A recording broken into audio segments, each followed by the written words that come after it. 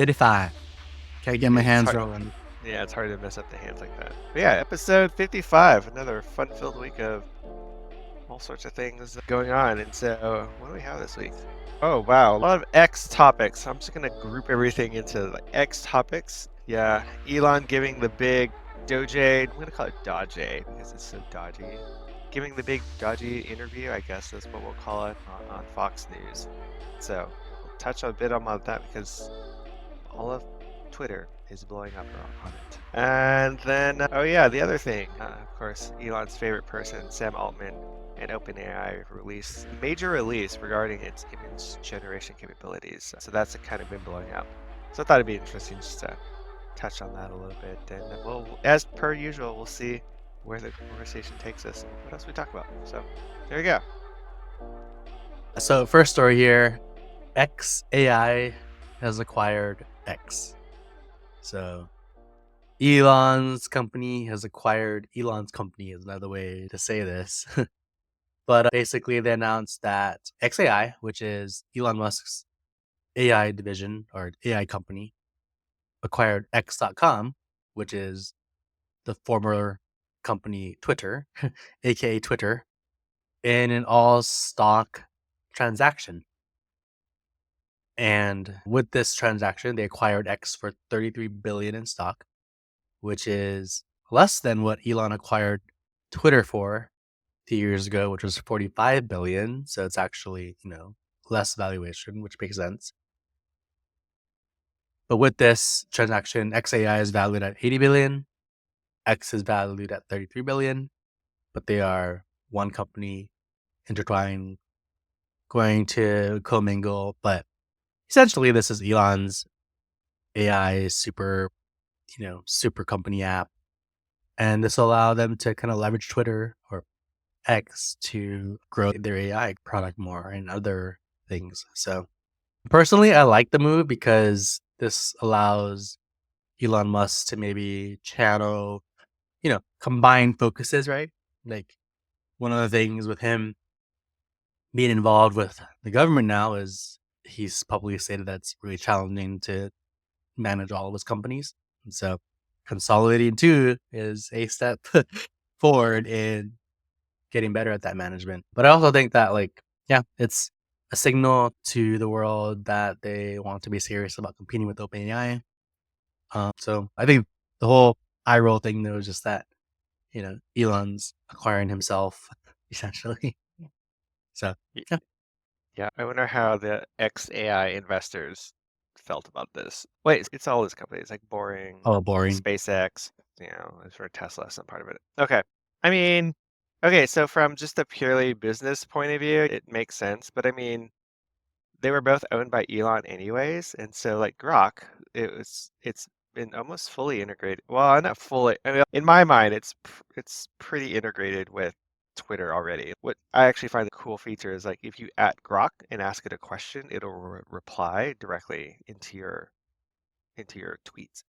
Uh, and so the move from a business point of view, yeah, I get it. It's data is what's going to set all these things apart, right? Okay, so that's one, but it still had access to it. So he bought it for 45 billion. At one point, it was down like 70% because of all his nonsense.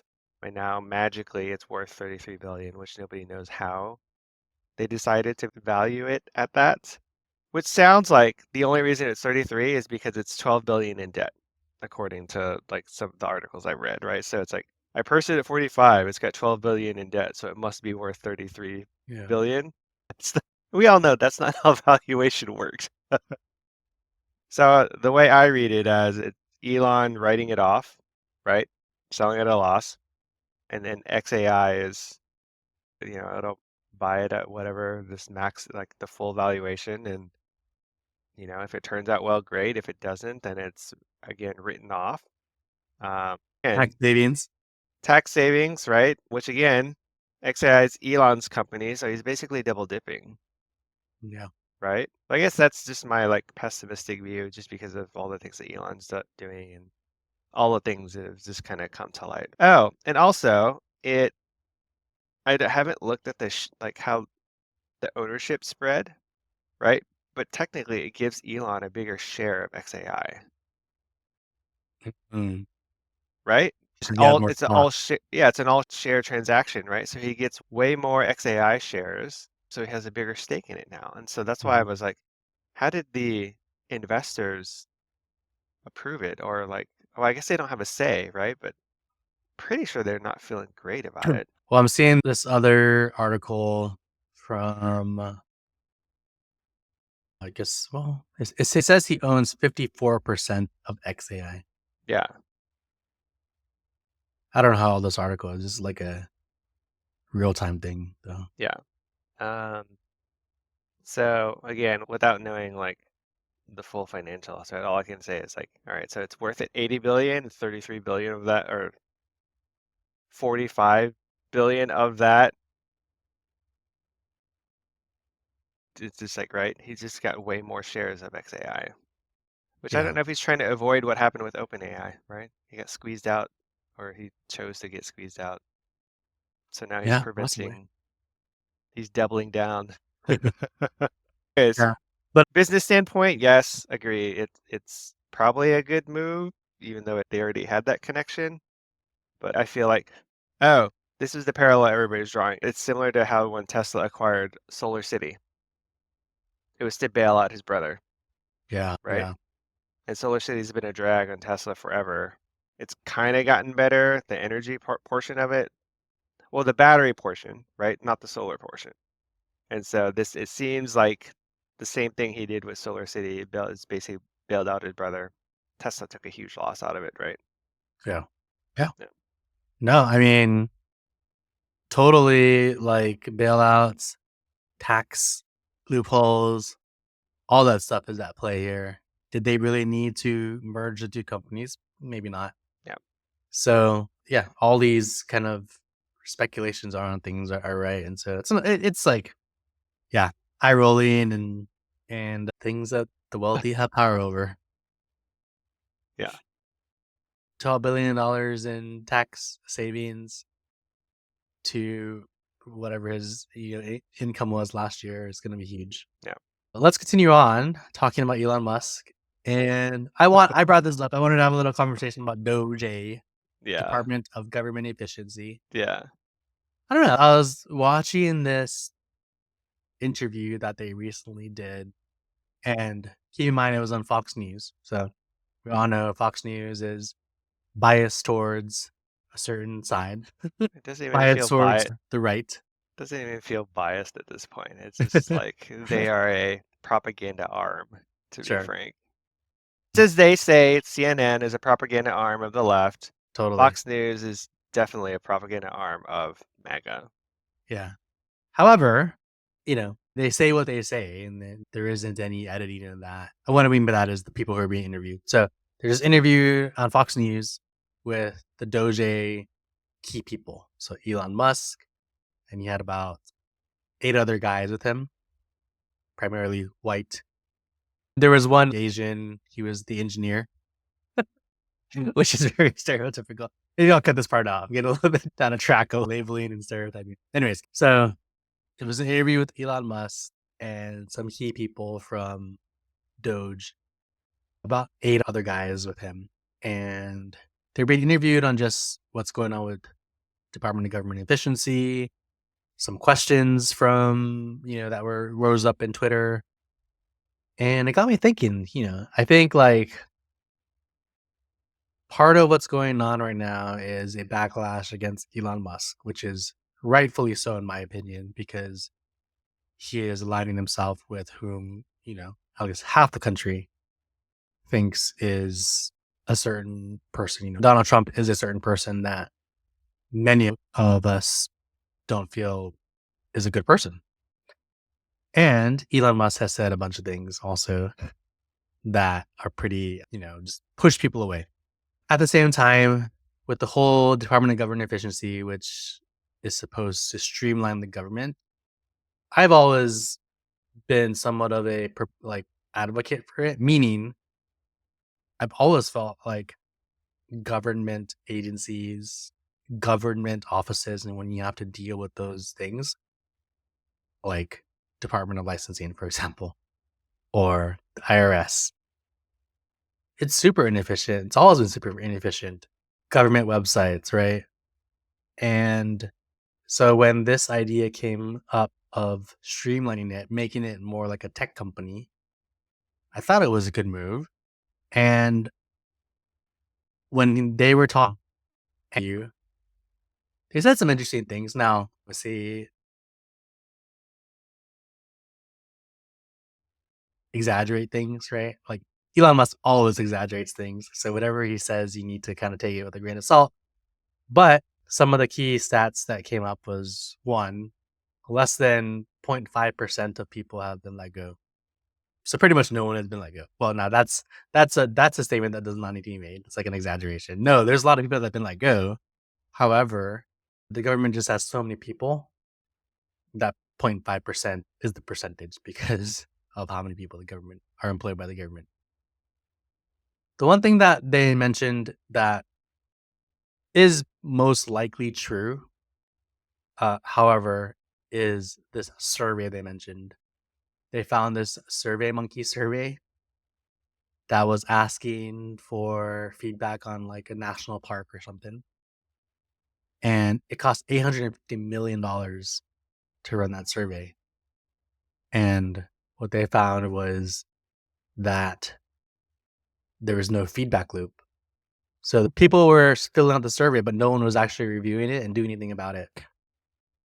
Which I could totally see the government doing. Like, that happens to us in the tech world sometimes, right? Where we put out surveys or put out something and no one really does anything with it.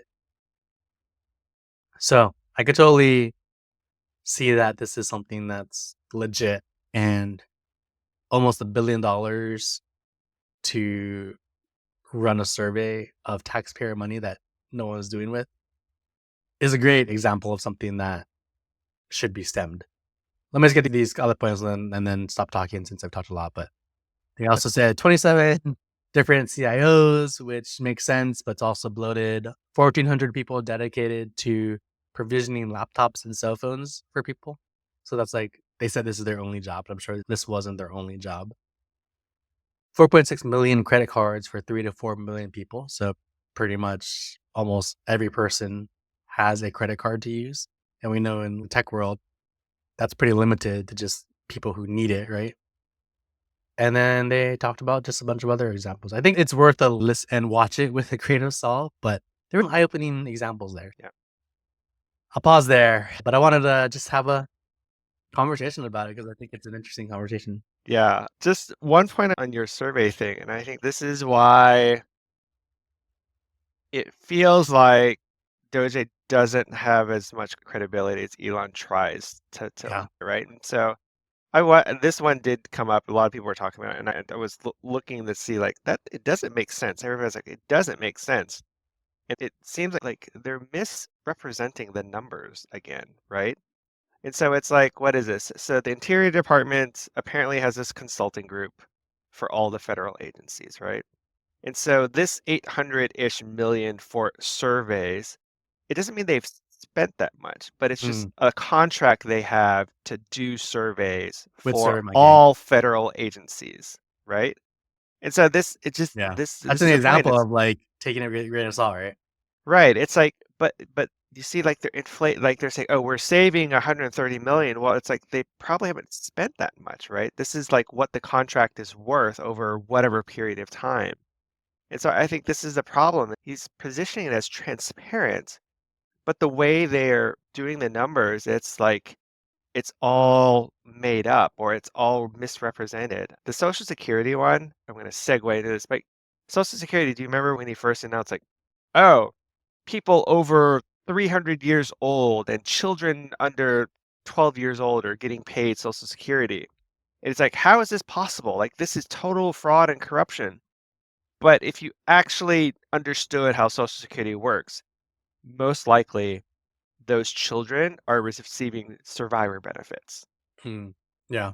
right? From their parents who had passed away. And so it's like there's this nuance. And again, he likes to reference, oh, this is how tech do it. Well, tech is all about the edge cases. the nuances, especially in a big company, right? And so, but he's totally ignoring that and just going like, I don't like this, and so it must be waste and fraud, right? And they're backing it up with like, again, I'm going to call it made up fake numbers because they're misrepresenting it. So people who don't know don't understand, and it looks like some huge number. So anyway, so that's why like, I mean, the interview to me is like there's so many it was like all softball questions. He came across very whiny at times, like if people say anything bad about Tesla, we're going to go after you. Did you catch that? I was like, that's the most ridiculous thing ever. Tesla's a private company. It's not a federal agency. Even if it Oh, was a federal agency, you can say anything about Tesla. It's called the First Amendment. MAGA loves to talk yeah. about the First Amendment, right? And so it's like things Related like well, that. related to that point, you heard the news about the FBI, right? Yeah, right? Yeah. And now the FBI is investigating people who protest at Teslas. It's like, what? Anyway, so it's just, I mean, Yeah. honestly, it really pissed me off more than him trying to explain what they were doing. Um, this is the statement that kind of epitomized the entire thing. It's they say, if this were a company, right, the government would have gone out of business. Or it was something like that, where he said, like, if the government were ran like a company, there's no way this would happen. Well, actually, was it Yeah, him or was it the CFO guy? I think it was the CFO guy. it was Elon. Oh, Elon, oh, it was Elon who said it. And I was like, there is a big difference between the outcomes that a government is going for and a company is going for, right? We as citizens could just be fired because they don't like us or we're not contributing enough to the government. They could fire us as citizens, right? Because that's how a company operates, for profit, for investors. A government, I'm not going to say it's made to lose money, but a government serves society and people, right?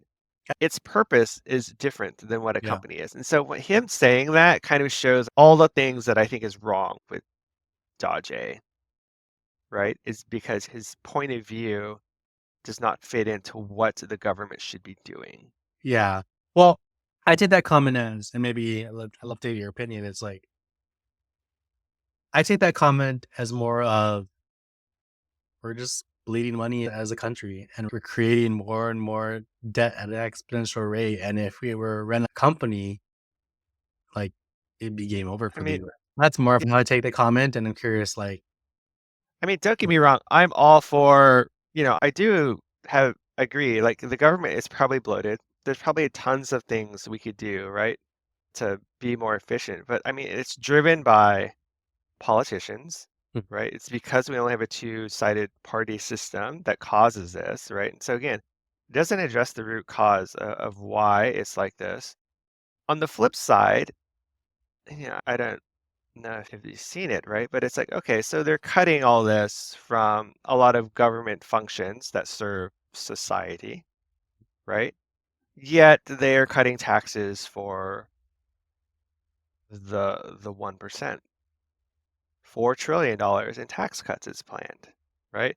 Again, people can go details like, oh, that's the left's talking point. But if you actually, I mean, if you look at the bill, right, it's kind of left a lot of things up in the air. Like this, I found this one thing that explained it very well. Like people were saying, Social Security, Medicaid, whatever, are going to be cut, right? And then the MAGA talking point is, no, they didn't. It's not mentioned anywhere in the bill, right? But the way MAGA had put it in was the agency responsible for Medicare, Medicaid has been tasked with reducing $850 million in their budget, which the only conceivable way they could do is cut Medicare or Medicaid, right? And so it's things like that. It's like there's yeah. so much minutia in it that the normal, whatever person doesn't understand, right? And so I think, and of course, somebody did this analysis of Trump's like $4 trillion tax cut. It actually takes away money, unbelievably, takes away money from people who don't even pay taxes. It's insane. I think Meaning that, oh, good. yeah, anyways, it's just like there's just so much smoke and mirrors that it makes it very Yeah. hard for the normal person to understand. And at that point right there, the normal person understand. I think that's why so many people buy into what Right. Trump and team are doing. It's Yeah. because there's many people in the world, including myself, like oftentimes just like just give me the simple answer, Yeah. right? Yeah. Who hear that and then take it for face value versus really diving into the detail. Yeah. And going back to the campaigns, that's why Kamala lost, right? Because she wasn't able to Yeah. just dumb it down. Yeah. And yeah, embellish numbers if she needs to, but perhaps it's real. It could be real. Like it's Yeah. a target, right? Yeah. Like, yeah, $850 million for one survey, which is what they're marketing it as, is not the reality. Right. But the meta point is we're spending way too much on Yeah. SurveyMonkey. Yeah. And that's the dumbed down answer, which, like, to me, I guess, who kind of resonates with it. You're calling me simple, Tony. Oh man. I'm like, yeah, I mean, sure, I don't think $1 billion needs to be spent by the government to run surveys. I don't know. Yeah. At the same time, so I'm not saying I'm 100% like in the Doge, drinking the Doge Kool-Aid. But hearing some of these stats, and while they may be embellished, I don't think that it's not going on in the government. And I guess I welcome the opportunity to make it more efficient. Yep. Given my past experiences in dealing with government offices. Yeah. Yep. Yeah. Again, I don't disagree with what's the word I'm thinking of, with the aspirations of what Dodge is trying to do, right? Yeah. But So that's our money. That's our tax money, yeah, right? it's just the method and the reasoning behind it is what I don't agree with, right? Meaning, I still haven't seen what actual waste fraud is happening, especially like if they keep saying fraud, which is like, if there's fraud, somebody should be held accountable, but there is nobody being held accountable at this point we've heard of, right? The way I took that as is not necessarily It's a like, talking point again, right? There, no, there's, I no, don't no, agree with this. It's fraud. They're I don't saying, even think it's a talking point. I think it is low key fraud, meaning it's not somebody like hooking up. It's not like Office Space yeah, where someone's got some program that's siphoning out money every yeah, month to their yeah, personal account. yeah, It is, here's $1 million that needs to be approved for this reason, and then the person not even like really checking it because maybe they can't, right, or they're just lazy. yeah, And then signing off on it without, and then that's like $1 million, which could have been more like $10,000, for example. yeah, I don't know. yeah. I'm probably explaining it incorrectly, but maybe you're right. Maybe they actually are thinking there's malicious fraud going on. It's malicious fraud, right? Yeah. They're not talking. I mean, sure, some of the everyday is in there, like waste, but it they're anyways. So Like a apparently, senator wants something yeah, like like right, like extends for his yeah, like there's not, actual like there's actual corruption going on. yeah. Like he brings up Social Security a lot, which that one actually pisses me off quite a bit. Like he calls it like a Ponzi scheme. Well, let me ask you this. Do you think there MFR, isn't every corruption? U.S. citizen has been paying it in since Yeah. they've started working. Do you think there isn't corruption going on in the government?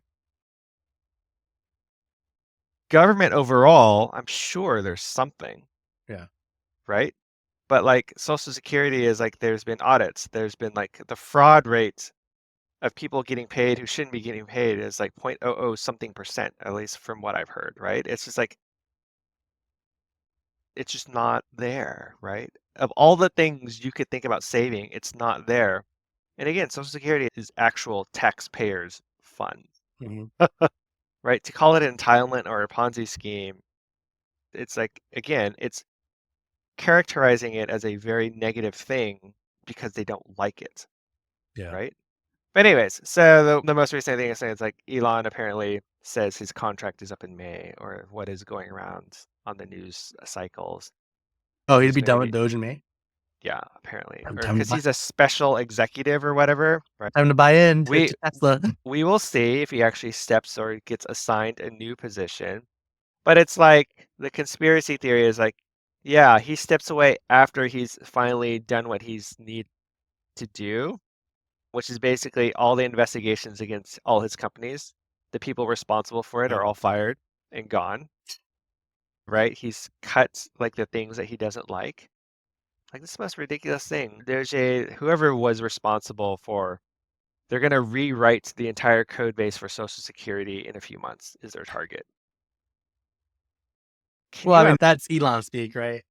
Like, But can that's it. But again, so this is it's like it. stupid. You can't believe Yeah. that. See, yeah, but that's the thing, right? Is like everybody's like, oh wow, amazing. They're doing it in a few months. It's just like, no, there's no way. If they try to attempt that, 65 million Social Security recipients are not going to get paid, right? Yeah. And most of them are elderly, are mostly They're all elderly, elderly. right? Rely it for food, rent. It's like rich people do not understand, Yeah. right? That this is like, I can't live without this money, right? Like the most ridiculous thing, if my mother or grandmother didn't get paid for a month or two, she wouldn't complain about it. That's how we're going to detect fraudsters. Fraudsters will complain the loudest. I'm like, MFer, it's because you're a billionaire. Of course your grandmother doesn't care. She's like, hey, I need to get by. It's like when you're this far above everybody else, you just don't understand the daily Yeah. realities that we go through. The other thing I thought that was interesting was they all talk like him. It Yeah. was like every person that talked, except for Joe Gebbia, and every person who talked was like, I was like, why do you talk exactly like you? Yeah. That's why you've risen up to where you are, because you're like his Yeah. mini me. Yeah. But, anyways, like, Yeah. Well, we shall see what happens with all of this. So thank you for entertaining my conversation on it. I just thought this is something affecting the world right now. That's affecting mostly the US. yeah. Let's have a little discussion about it, see where we are with what we think Yeah. about it. And Yeah. it's a very controversial and polarizing effort going on. So Yeah. Again, I mean, yeah. I don't like again, I said I don't disagree. The vision of what Dodge is supposed to do, I mean, yeah, totally. But it's just, yeah. yeah. All right. Anyways. Let's close out with the last story here. Yeah, so this has been Sam again, OpenAI. Sam Altman has been tweeting about it for like the past few days that everybody's been slamming the system with image queries and stuff because they released a new update for their 4 Mini O, Yeah. whatever their 4.0 image generation has kind of done like a step leap improvement to what's been done. I hear everybody saying it's better than Dolly 3 something. But anyways, kind of cool because this has been one of the like things that I've noticed like, I wish they would do better, but it's just like native image generation within ChatGPT now, and it's just a major overhaul of how it like the model approach. And so, yeah, I just wanted to call out because it's actually pretty cool. One of the things I thought that I've been waiting for to get better is being able to edit images. For instance, like so like you ask to you prompt create an image, and you're like, oh, you know what? I wish the background were a different color. Now you can. So you can ask to change the background color from, whatever, red to black, and it'll able to do it and retain most of the original image. And then it's gotten better at words, so less fake words or Yeah. fake letters in random places where words should be. So it's gotten better at that. But anyways, yeah, so I think Sam tweeted like, stop melting our GPUs. You guys are just like using it way too much. Anyways, yeah, cool progress. This is where I think it's exciting is basically being able to word prompt images and videos. Which for us, right, as creators now, this is very interesting. It minimizes work since we don't have the specific skill sets to do it. Speak for yourself, Tony. I'm pretty decent with Photoshop and, whatever, Premiere and such, but it's just like just to be able to give it a paragraph and go do it, it's kind of cool. Well, I've been using it for quite a while now because I've been pro and using Dolly. Mhm. And I also have Adobe Photoshop, and they also have generative technology in Photoshop as well. However, to your point, like I didn't even realize this made news last week or this was updated because Mhm. I did have to use images recently in ChatGPT. I was creating this banner for this newsletter I was sending out. Mhm. And I didn't notice that. I was like, one, I was like, this is taking longer than it usually takes. Yeah. But then two, it came out pretty decent. And Yeah. then I asked it to put it on a different background. And in the past, when it would regenerate it basically in Right. the past. Yeah. But Yeah. now it just updated the image. I was like, huh, I didn't expect that. Yeah. And so I actually used that banner for the newsletter. And then we had this birthday dinner that we went to on Friday. And I have a friend that works at Microsoft in their AI. He's responsible for Office AI.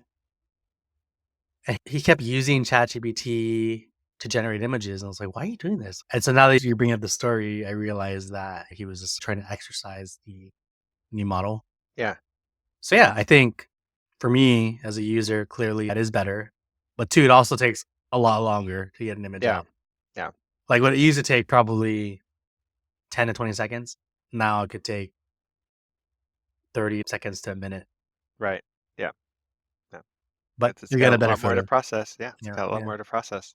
Yeah. We'll see. I got to use it on the third thumbnail for this episode. That's why. So no, I love it. I mean, AI is just continuing to improve and the new world of artificial intelligence. We'll see. Seeing like, where, developers and marketers are all going to be kind of like out of jobs, at least for basic needs, right? Because the AI will be so much better in the next few years that Hmm. it's just not necessary. All you'll need like managers for the AI agents instead. Yeah. It's both scary and kind of like interesting. It's like, well, what do we all pivot to afterwards? Sure. Yeah. Well, for me, I'm using it every day in my life. So, I mean, I use ChatGPT almost every day for everything. Really? Mhm. Like, you know, like taking something out from the refrigerator or freezer. Oh, how long should I heat this up? Or what's the best way to reheat this? Right. Mm, And then it'll suggest air fryer or oven or yeah, blah, blah, blah.